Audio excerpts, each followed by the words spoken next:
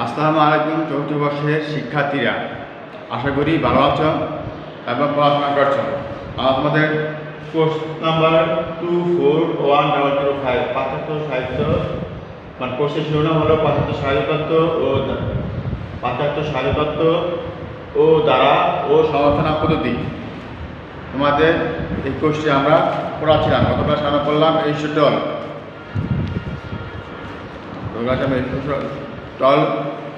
পড়েছিলাম এরিস্টটলের আমরা সাহিত্যের তিনটি মানে উর্বর তত্ত্বে যে অবলোকন করা হয় সেই সম্পর্কে তিনটি পদ্ধতি তিনি দিয়েছেন, কীভাবে অনুকরণ হয় সেটা আমরা বলেছি। অনুকরণ পদ্ধতিগুলো হলো অনুকরণের মাধ্যম বা মিডিয়াম অফ ইমিটেশন, বা অনুকরণের বিষয় অবজেক্ট অফ ইমিটেশন, বা অনুকরণের রীতি বা পদ্ধতি, বলা হচ্ছে মেথড অফ ইমিটেশন, রীতি বা পদ্ধতি। তো অনুকরণের মাধ্যম সম্পর্কে আমরা গতকাল আলোচনা করেছিলাম। আজকে আমরা আলোচনা করব অনুকরণের বিষয় এবং রীতি ও পদ্ধতি, এই দুটি দিক। এবং অনুকরণের বিষয়, অনুকরণ তত্ত্বের দ্বিতীয় ধাপ হলো এরিস্টটলের অনুকরণ তত্ত্বের দ্বিতীয় ধাপই হলো অনুকরণের বিষয়। অনুকরণের বিষয় বলতে বলা হচ্ছে যাকে অনুকরণ করা হবে, যা অনুকৃত হয় বা যাকে অনুকরণ করা হবে সেই বিষয় বা বস্তুটিকেই বলা হচ্ছে অনুকরণের বিষয়। তাহলে আমি স্পষ্ট করে সহজভাবে বললাম, মানে যাকেই আমি অনুকরণ করব বা যা অনুকৃত হবে বা যে বিষয় বা বস্তুকে অনুকরণ করা হবে তাকেই বলা হচ্ছে অনুকরণের বিষয়। আর এরিস্টটল কিন্তু বলেছেন, অর্থাৎ যে বস্তু বা বিষয়টিকে আমি অনুকরণ করবো সেটি অনুকরণের বিষয়। এরিস্টটল তার বলেছেন যে এরিস্টটল এই অনুকরণ বিষয় সম্পর্কে বলেন মানুষ ও তার ক্রিয়াকলাপকে অনুকরণের বিষয় হিসেবে উল্লেখ করেছেন। মানুষ এবং তার যে ক্রিয়াকলাপ বিশ্ব সংসারে ঘটে যাওয়া ঘটনাগুলোর মধ্যে আমরা কি দেখি, কোনো মিলের চেয়ে অমিলই বেশি। দুটি বিষয় বা ঘটনার মধ্যে আমরা কোনো মিল খুঁজে অমিল ব্যাপক, দুটি বিষয় বা ঘটনার মধ্যে আমরা দেখি যে অমিল ব্যাপক, পার্থক্য ব্যাপক হয়ে যায়।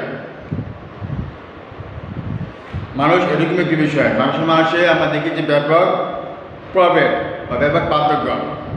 কোনো দুজন মানুষ কি চায়, কি বৈশিষ্ট্য, কি তার চালচলন, কি তার আচরণ এবং তার জীবনযাপন প্রণালী সব কিছু কিন্তু হুবহু এক হয় না। অর্থাৎ দুজন মানুষের মধ্যে আমরা দেখবো যে এই দিকগুলি যেগুলি বললাম এক হয় না।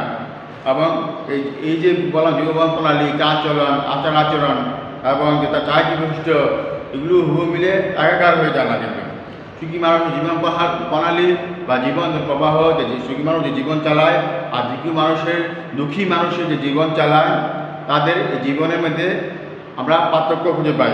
অবশ্যই দুঃখী মানুষ এবং সুখী মানুষ একই রকম জীবনযাপন করে না, কখনোই এক নয়।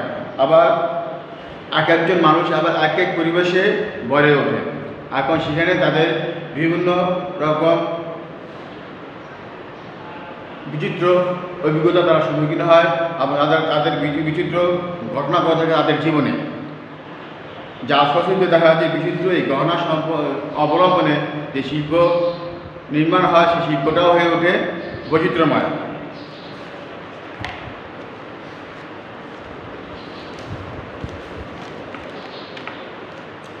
এরিস্টটল ব্যাখ্যা, যেহেতু অনুকরণকারী শিল্পী মানুষের কর্মকাণ্ডকে উপস্থাপন করেন, অনুকরণকারী শিল্পী অবশ্যই মানুষের কর্মকাণ্ডকে উপস্থাপন করেন এবং সেই মানুষ সহভাগী হবেন ভালো বা মন্দ চরিত্রের।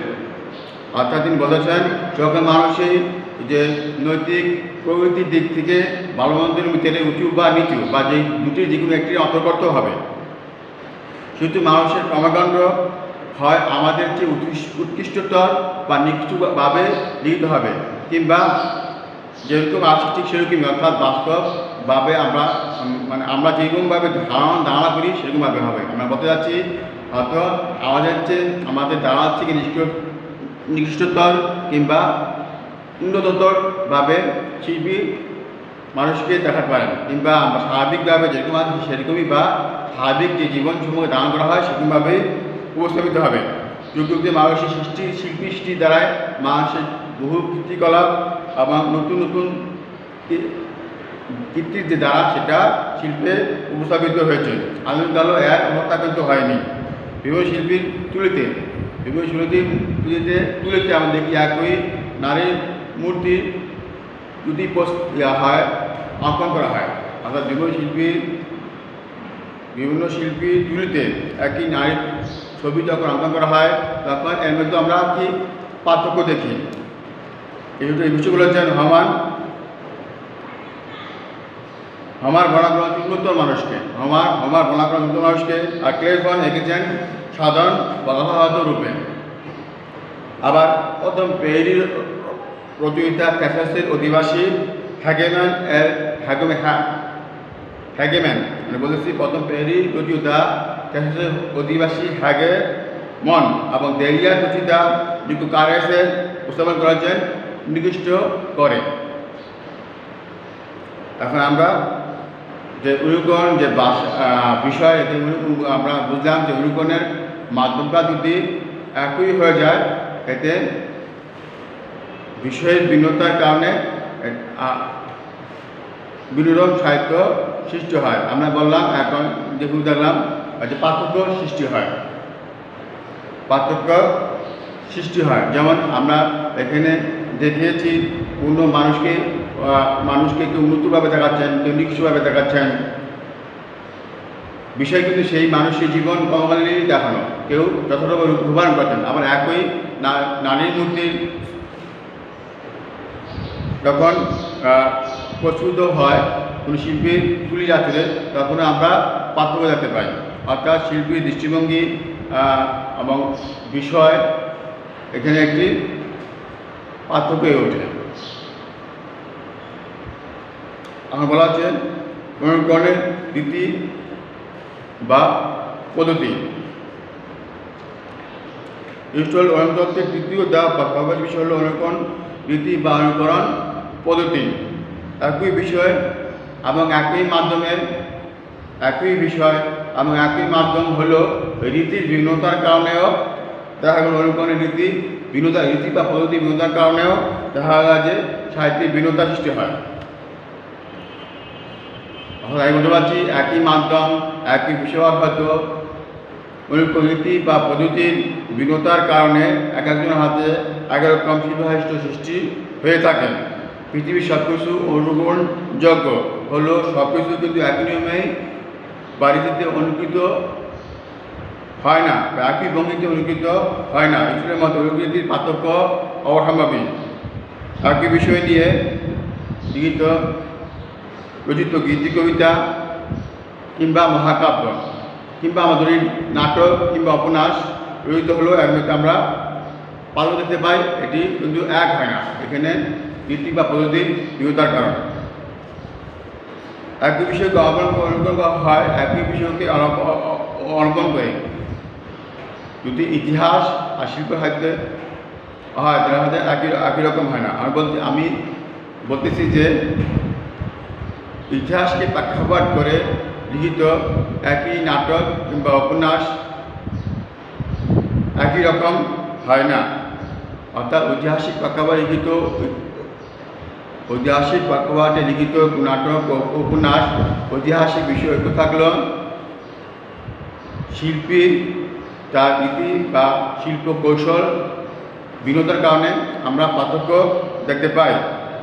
যেমন আমরা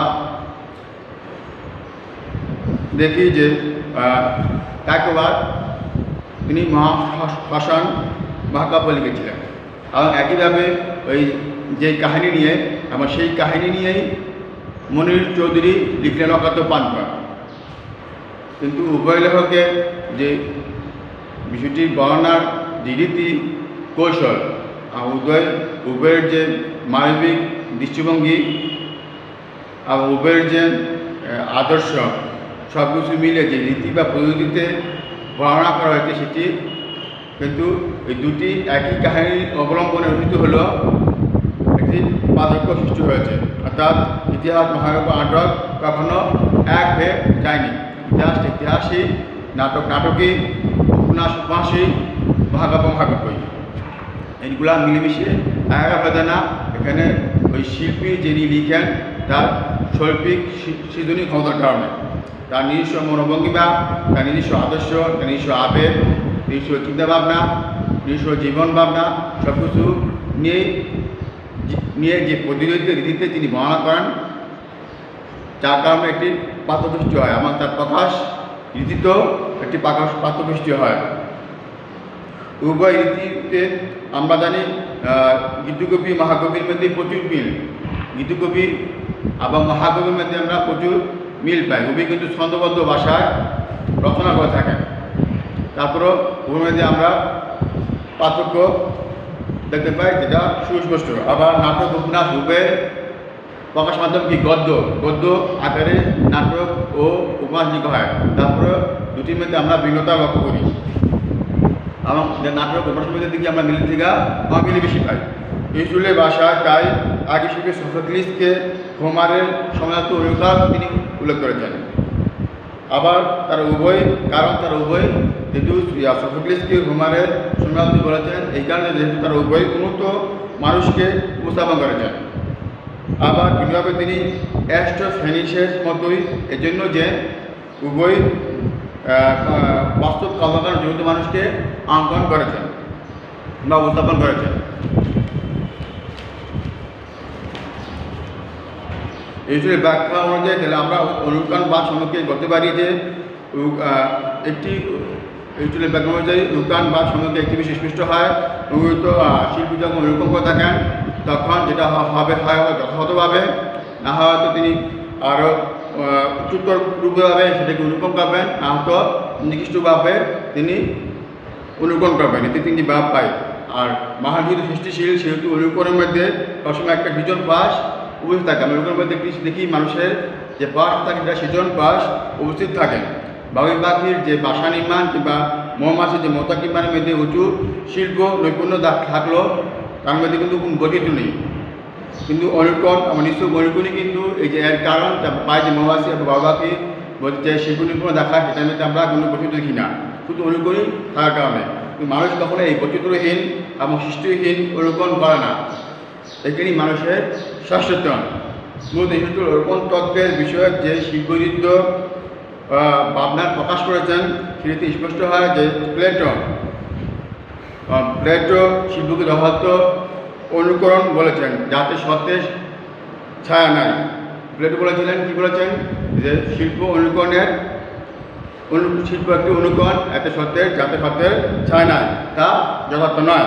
এই ছিল অনুকরণের তিনটি দাপের মধ্যে দিয়ে তিনি প্রমাণ করতে চাইছেন যে শিল্পীর যে মনোবিজ্ঞতা থাকে এবং এই নিশ্চয়তার কারণেই প্রতিটি শিল্পই হয়ে যায় একটি স্বতন্ত্র রূপ দান করে। যে কারণে বলা যায় প্রত্যেক কোনো শিল্পই শুধুমাত্র অনুকরণ নয়, কোনো শিল্প মাত্রই অনুকরণ নয়। আচ্ছা, এই পর্যন্তই। আশা করি আগামী ক্লাসে আমরা বাইকটা